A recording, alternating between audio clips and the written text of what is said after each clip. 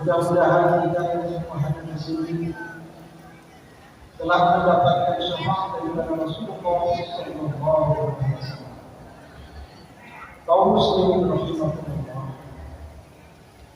Pada khutbah kali ini, khatib mengajak semua hadirin untuk senantiasa meningkatkan takwa kepada Allah Subhanahu wa taala. Adapun judul khutbah kita hari ini yaitu tentang signifikansi wahyu Allah, teori inersia dan perubahan diri manusia. Tentu kita sebagai manusia terdiri dari unsur rohani dan unsur jasmani. Adapun unsur rohani merupakan faktor penting dalam kehidupan kita. Demikian juga unsur jasmani, unsur fisik merupakan penunjang bagi perubahan. Karena itu, karena kita terdiri dari unsur fisik, maka sudah sewaktunya kita tidak lepas dari fisika, maka tidak lepas dari unsur fisik. Salah satu hukum fisika yang terkenal di masa lalu sudah cukup klasik yang disampaikan oleh Newton, yaitu hukum inersia. Hukum itu menyatakan sebuah benda yang sedang diam akan tetap diam kecuali ada resultan gaya yang nol. Kemudian sebuah benda yang sedang bergerak tidak akan berubah kecepatannya kecuali ada resultan gaya yang nol. Maksud sederhananya adalah sebuah benda yang diam akan selamanya tetap diam dan tidak bergerak kecuali ada gaya eksternal yang memaksanya berubah. Sekarang mari kita praktekkan hukum ini pada diri kita sendiri, kemudian juga kepada masyarakat. Terkadang kita di dalam kehidupan sehari-hari kita seperti hidup dalam motor. Kita seperti hidup dalam stagnasi. Karena sebenarnya hal itu bukanlah hal yang ajaib. Itu merupakan fenomena fisika yang dapat diketahui secara ilmiah.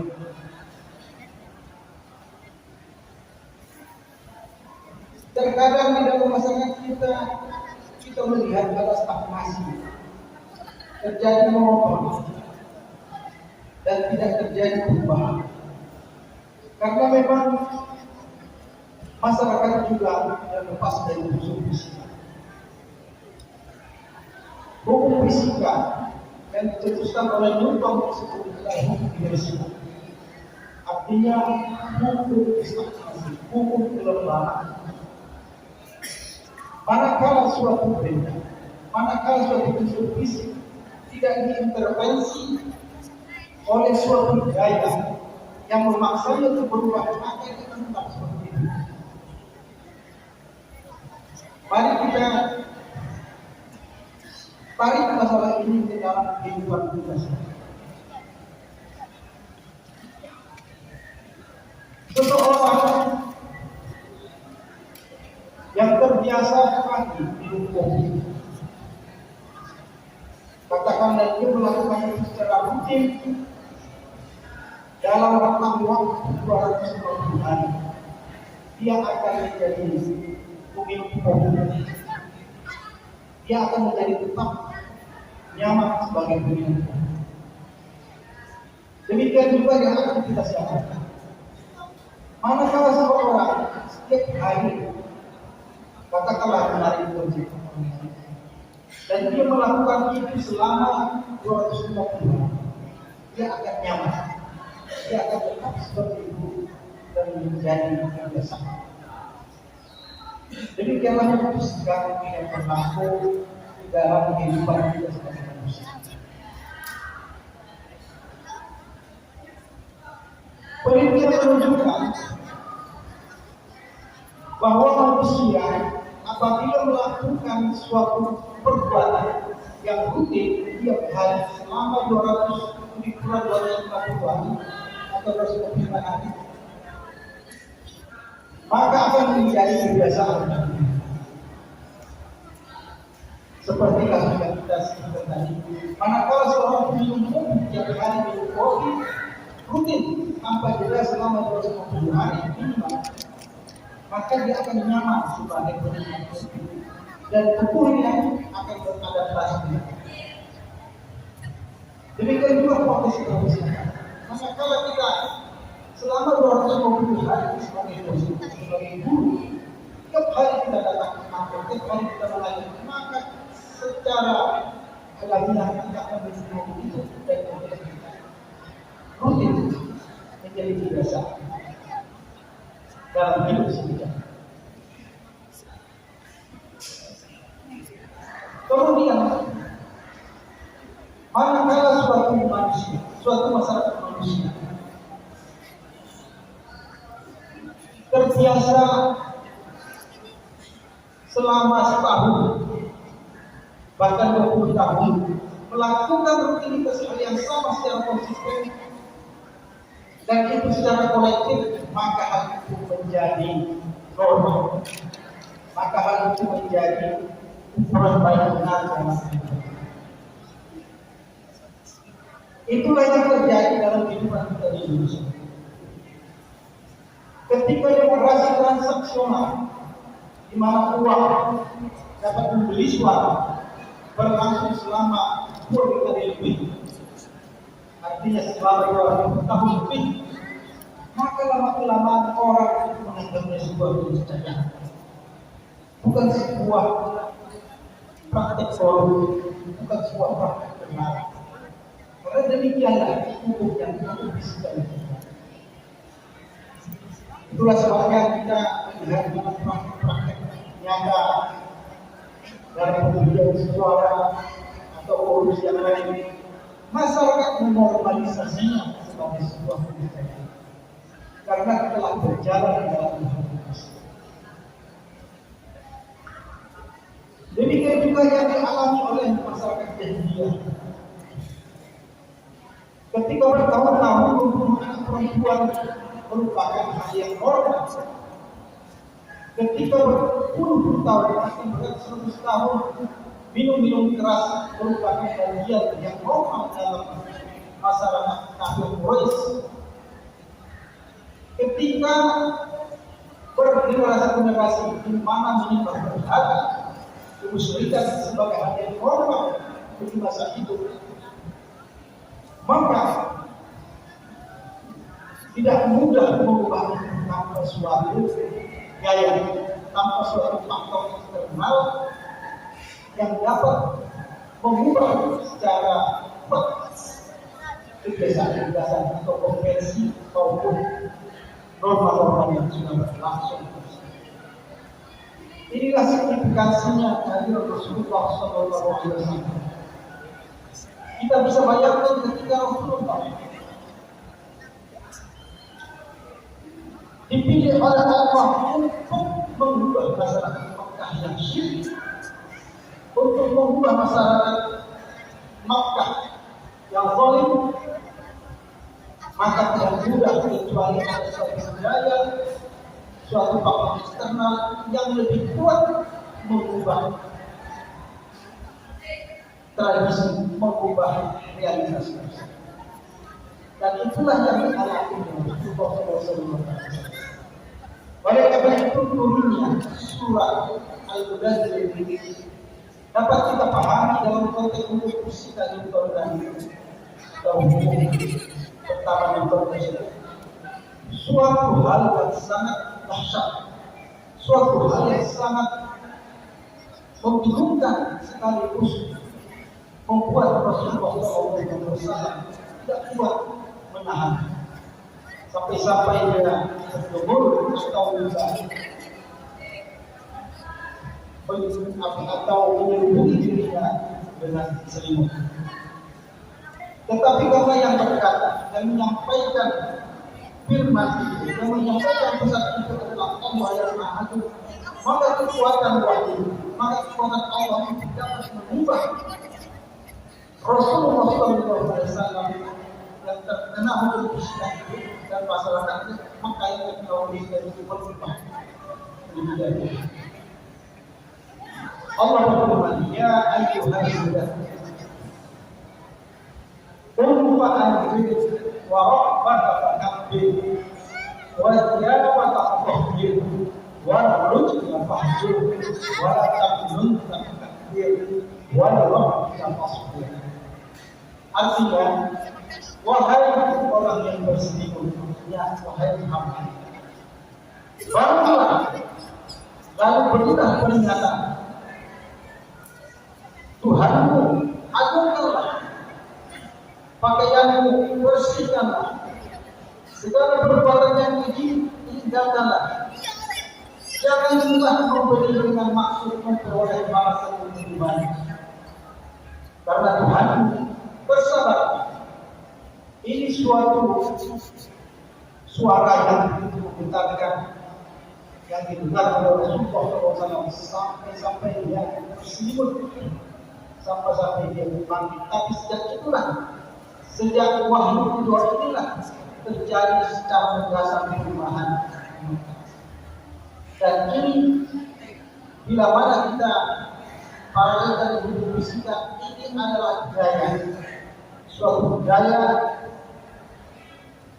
yang bersifat spiritual, mengubah Rasulullah sendiri dan mengubah masyarakat Mekah dan terbangga kami. Masyaallah Rasulullah. Bila kita tarik dalam diri kita, bila kita tarik dalam problem masyarakat kita, sebenarnya masyarakat itu manakala mau, manakala terjadi stagnasi, manakala kehidupannya berlalu begitu saja dan terjadi sesuatu. Barangkali orang telah tertidur, orang telah nyaman dengan fenomena hukum Islam, orang telah nyaman dengan kelembagaan, orang telah nyaman dengan stagnasi. Oleh karena itu diperlukan suatu intervensi, baik intervensi rohani maupun intervensi eksternal. Karena dengan itulah seseorang akan berubah. Karena dengan itulah masyarakat. Pertama-tama kita harus diberikan pengajian tentang pentingnya perubahan. Pertama-tama masyarakat akan diberikan penjelasan dan pengertian pentingnya masyarakat berubah, tidak menerima, tidak menormalisasi keadaan yang sedang berlaku. Karena manakala masyarakat dibiarkan menormalisasi kenyataan yang ada apalagi buruk, maka dengan demikian mereka akan siklus, maka akan hidup dalam stagnasi. Tidak ada perubahan-perubahan yang baik dan positif. Itulah diantara iktibar atau hikmah dari petikan ayat Al-Mudaththir dikaitkan dengan hukum Islam. Masyaallah. Kedua yang harus kita sadari bahwa sebenarnya otak memiliki peranan di dalam menerima suatu informasi, menerima suatu pengertian, dan otak ini tidak lepas dari pengukus, maka dia bagian dari pengukus.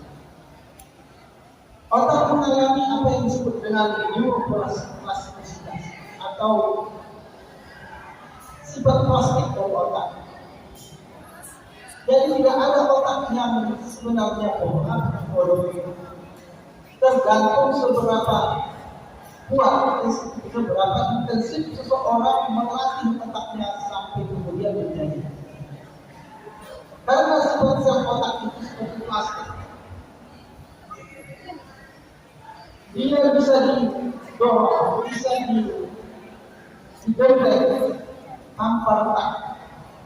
Dia bisa digoreng, dibentuk tanpa melalui mata, tanpa letak, tanpa pecah. Jadi selama perbedaan itu terjadi terus-menerus intensif, maka otak akan berkembang. akan bertambah cerdas. Itu di tingkat individu, demikian juga di tingkat masyarakat, tingkat sosial. Otak sosial kita itu mengikuti genrengan, mengikuti informasi yang rutin, wacana-wacana yang rutin diterima oleh otak, dan otak itu akan menyesuaikan diri dengan apa yang diterima, dengan apa yang diterima. Jadi inilah yang bisa menggambarkan ketika masyarakat kita misalnya dendeng, masyarakat kita dirugikan oleh informasi-informasi yang manipulatif, informasi-informasi yang korup, otak menjadi korup. Sebaliknya manakala otak kita menerima informasi-informasi yang konsekuen, konsisten, koheren, dan berkorespondensi dengan kenyataan yang ada, maka otak kita akan menjadi cemerlang seperti halnya sifat saya ini. Sialnya kita di Indonesia, berita-berita yang kita cerna, yang kita terima, segala tindak tanduk para elit yang mendidik masyarakat jauh dari sifat saintifik, jauh dari sifat konsistensi, jauh dari sifat koherensi, jauh dari sifat korespondensi, sehingga otak kita itu menjadi tumpul, sehingga otak kita itu cenderung instan, tidak bisa mengkaitkan antara satu peristiwa dan peristiwa yang lainnya secara konsisten. Pokoknya diterima apa adanya yang cukup, dia tidak bisa lagi berlawan. Dan ini menyumbang tingkat IQ kita, tingkat kecerdasan penanganan masyarakat kita menjadi rendah. Jadi bukan karena secara alamiah kita kurang gizi sehingga otak kita bodoh, otak kita tidak memiliki kompetensi yang tinggi, tidak. Tapi karena diberikan melalui pendidikan informal, melalui pendidikan informasi yang kita terima, akhirnya otak kita secara plastis menyesuaikan diri dengan keadaan. Dan inilah tanggung jawab para intelektual, dan ini tanggung jawab para ustaz, tanggung jawab para akademisi untuk mendidik masyarakat agar otaknya kembali pada naturnya moderat saya sehat. Dengan cara apa? Dengan cara memberikan pendidikan yang konsisten, informasi yang konsisten, pengetahuan yang konsisten, beririsan, berarsiran, berkaitan dengan korespondensi data, koherensi, dan konsekuensi. Dengan demikianlah kita akan menjadi seorang khalifah yang pantas menerima fungsi kita sebagai hamba Allah yang diamanatkan Allah Subhanahu wa Ta'ala. Tetapi kalau kita terus-menerus seperti yang kita rasakan jauh dari kita, wajar dan kita dibodohi, manipulasi oleh bangsa yang Masyaallah muslimin rahmatullah. Mudah-mudahan hikmah dari surat Al-Baqarah ini yang kita korelasikan dengan hukum fisika kita dapat menjadi ibarat kita untuk mengubah diri, untuk mengubah situasi kita, masa kita. Karena dengan intervensi dalam diri kita mengintervensi karena semuanya berubah. Tidak akan kita tetap dalam level yang sama. Kita tidak akan tetap monoton dalam hidup. Kita bisa berubah. Kita berubah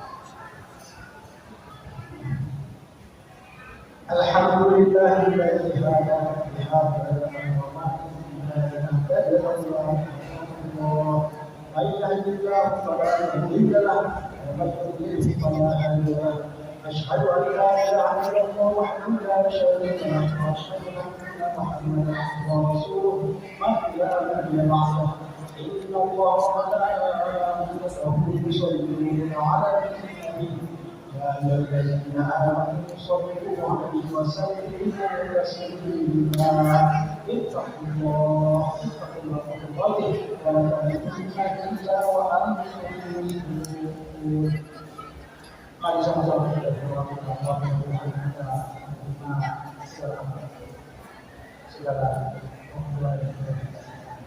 Allahumma ighfir muslimin wal muslimat wal mu'minin wal mu'minat ahya'i minhum wa innaka sami'un qaribun mujibud da'wat amin ya rahman ya rahim ya qadar hajat ربنا هب لنا من ازواجنا وذرياتنا قرة اعين وقنا الإمامة ربنا آتنا في الدنيا حسنة وفي الآخرة حسنة وقنا عذاب النار يا الله إن الله يأمر بالعدل والإحسان وإيتاء ذي القربى وينهى عن الفحشاء والمنكر والبغي يعظكم لعلكم تذكرون